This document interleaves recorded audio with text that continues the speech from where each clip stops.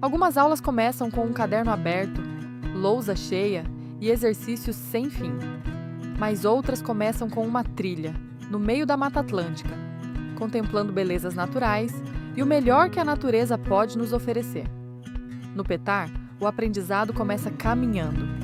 Aqui deixamos o barulho da cidade para trás. E é nesse momento que os alunos percebem que aquele não é apenas um passeio, mas uma experiência de descoberta. A fauna e a flora mostram na prática o que é biodiversidade. Os rios, as montanhas e as rochas contam histórias que começaram milhares de anos atrás e trazem seus traços até os dias de hoje. Mais adentro, é possível conhecer diversas cavernas onde a experiência se transforma.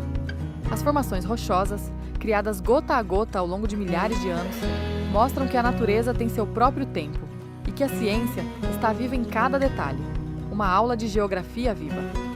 Fora das cavernas, a jornada continua pelas trilhas, cachoeiras e rios.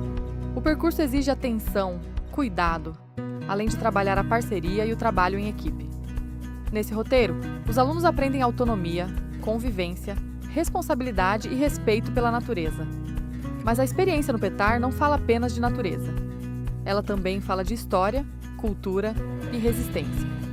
A região abriga comunidades quilombolas que vivem ali há gerações, preservando tradições, modos de vida, saberes e uma relação profunda com a terra, com a fauna e a flora.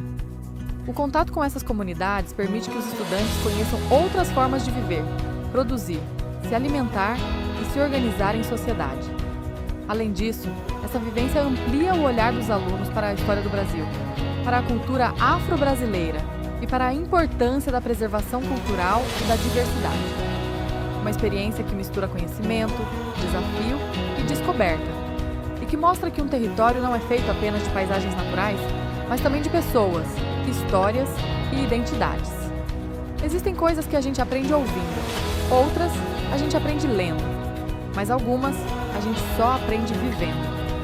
E o Petar é uma dessas experiências que os alunos vivem, exploram e levam para a vida toda.